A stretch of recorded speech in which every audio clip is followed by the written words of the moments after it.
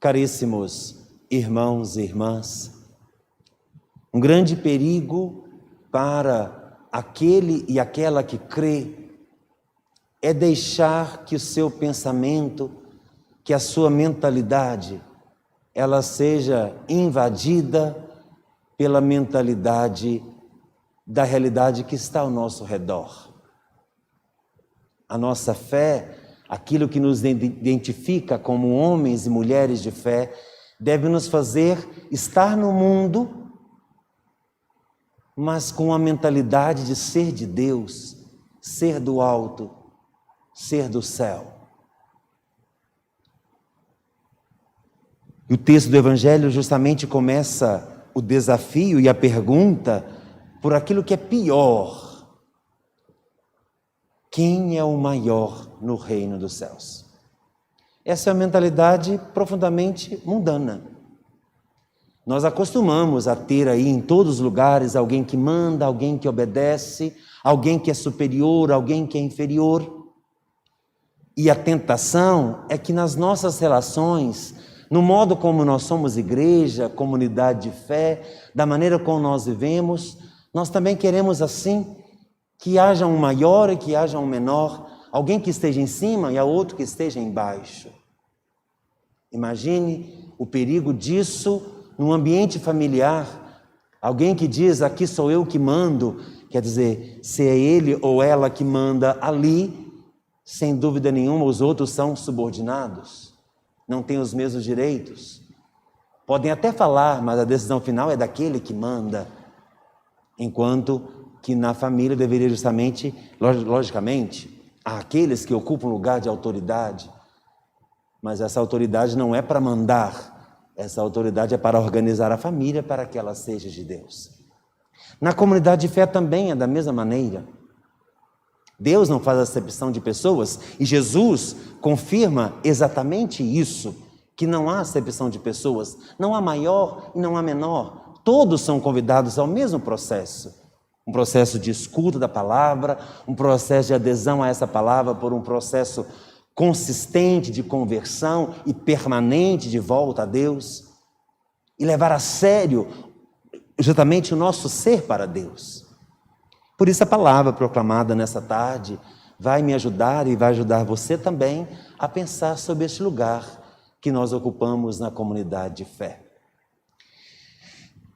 Embora todos sejam iguais, há um lugar de precedência, e quem vai dizer isso para nós é o profeta Ezequiel. Exatamente o profeta.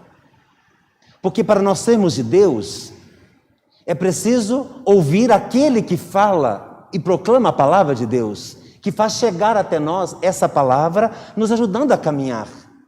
E aqui a imagem que o profeta nos dá, ela é belíssima. Quer dizer, ele recebe um livro e tem que comer este livro. Alguém que não somente ouve a palavra, mas se alimenta dessa palavra. A palavra de Deus é o seu alimento. Havia um certo medo de comer este livro, porque, logicamente, a responsabilidade, né? Tem lamentações, cantos fúnebres, tem muitos ais, tem uma responsabilidade, mas o profeta vai dizer, quando eu comi, era doce ao paladar. E nós rezamos exatamente isso no Salmo. Como é doce ao paladar vossa palavra ao Senhor. Porque nós que cremos, reconhecemos um valor na palavra. Não é somente como algo que restringe, que limita e que proíbe que eu faça as coisas. A palavra é uma luz que vai iluminando e por isso é preciso que haja profetas que vai justamente nos ajudar a caminhar. De modo que nós não percamos o itinerário que nós queremos fazer. Que nós não percamos o ponto de chegada. Santa Clara, cuja memória celebramos hoje, vai dizer que não podemos esquecer o ponto de partida. E complementando, se não esquecemos o ponto de onde nós saímos, nós não podemos perder de vista bem aonde nós queremos chegar. E sem dúvida nenhuma, quem vai iluminando esse caminho é a própria palavra que vai nos lembrando as escolhas que nós fazemos, se elas nos aproximam de Deus. Se os caminhos que nós tomamos são caminhos que nos levam a Deus, se as pessoas com quem nós estamos são pessoas que nos fazem aproximar de Deus. Porque se nosso desejo é estar sempre com Ele, nós devemos nos cercar sempre de pessoas, locais e espaços que nos ajudem a comunicar que Deus está sempre presente. E o Evangelho, a partir da escuta da palavra, Jesus vai dizer justamente isso, né? Não há maior e menor. O menor também é importante. Aquele que aparentemente é menor, ele tem uma importância. E Jesus vai dizer justamente que é preciso nos tornar crianças. Nos tornar crianças para participar do reino de Deus. E aqui, queridos irmãos e irmãs, sem dúvida nenhuma, Jesus não está pedindo que nós voltemos a ser crianças, literalmente. Não infantilizar a nossa fé, mas pelo contrário, ter aquilo que é próprio de criança. E duas atitudes das crianças, para nós, são muito importantes. Primeiro, é a autenticidade. A criança, ela nasce verdadeira. Nos seus sentimentos, na maneira como ela vê as coisas. Se ela gosta de alguém, ela diz eu gosto. Se ela não gosta, ela diz eu não gosto. Se ela está diante de uma pessoa, se ela achar bonita, ela fala que é bonita. Se a pessoa não for bonita, ela vai falar que não é. E nem adianta você que é pai ou mãe falar que é para falar que é bonita. Porque ela vai falar que não é. Porque ela é verdadeira. Ela é autêntica, ela não sabe mentir. E aqui, queridos irmãos e irmãs, um dado doído. As crianças, elas aprendem a mentir. E não é entre elas, não. É conosco. Nós que falamos, às vezes, né? Papai e mamãe, não conte para o papai, não conte para a mamãe. Fala para a vovó isso assim, assim. Ou seja, já vai ensinando a criança a mentir. Mas ela é verdadeira.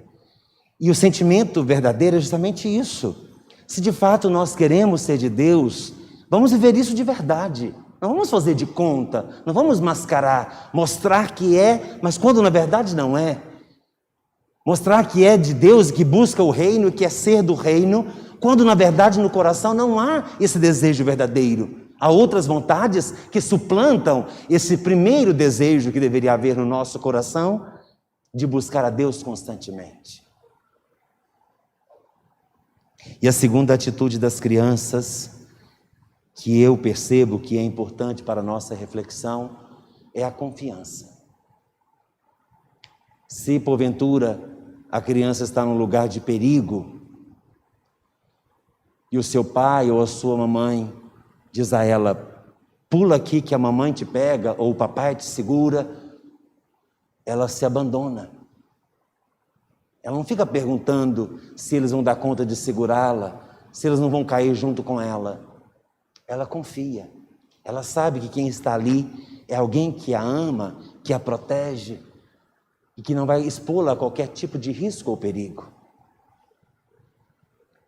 Uma cena cotidiana que eu acho bonita é quando a criança vai à frente, às vezes aparece alguma coisa que ela tenha medo, por exemplo, um cachorro, e ela volta correndo para junto do seu pai ou da sua mãe, e às vezes nem precisa subir ao colo. O fato de segurar na mão do seu pai ou da sua mãe já é suficiente para dar a ela toda a segurança, porque ela sabe que quem está segurando a sua mão não vai colocá-la também em risco.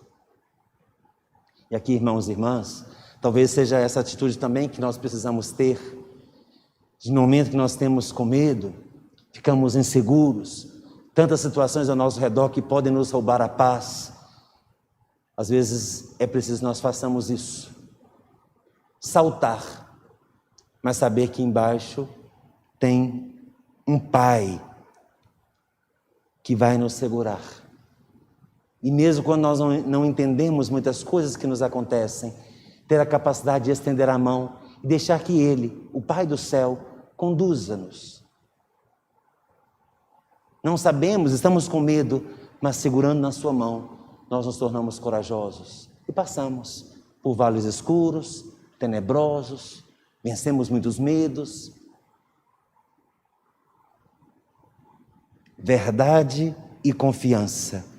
Duas características das crianças que nós devemos ter.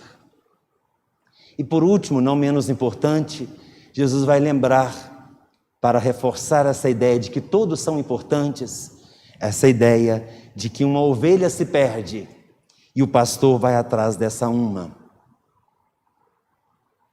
E aqui, não é porque as 99 não lhe traziam alegria, mas é porque aquela uma que faltou, ela também é importante. Aquela uma que se transviou, ela também faz parte. E aqui, quando nós olhamos para a missão salvadora de Jesus, nós vamos entender isso, que Ele veio para todos, para os que creem nele e para os que não creem nele, porque para Deus, o nosso Pai, o Pai do reino, todos são importantes, porque todos são seus filhos. Não tem o mais importante e o menos importante. Nós que estamos aqui, que cremos nele e o buscamos, não somos mais importantes ou maiores do que aqueles que nem creem, nem buscam a sua presença, às vezes nem acreditam na sua existência. Para Deus, todos temos o mesmo valor, porque Ele não vê rótulos, Ele vê coração, e o coração de cada ser humano foi plasmado à imagem e à semelhança do Criador. Por isso, amados irmãos e irmãs, que essa celebração nos ajude a fazer esse caminho de conversão, de reconhecer que todos e cada um de nós temos a importância na Igreja de Jesus. Uns fazem mais, outros menos, mas todos a mesma importância. Alguns com as funções mais importantes, outras menos importantes, mas nenhum é descartável, nenhum é insignificante. Todos têm o seu lugar e aos olhos do Pai o mesmo valor, porque o mais importante para Deus é que cada coração humano o reconheça como aquilo que Ele é: Senhor, Deus e, sobretudo, Pai de todos nós.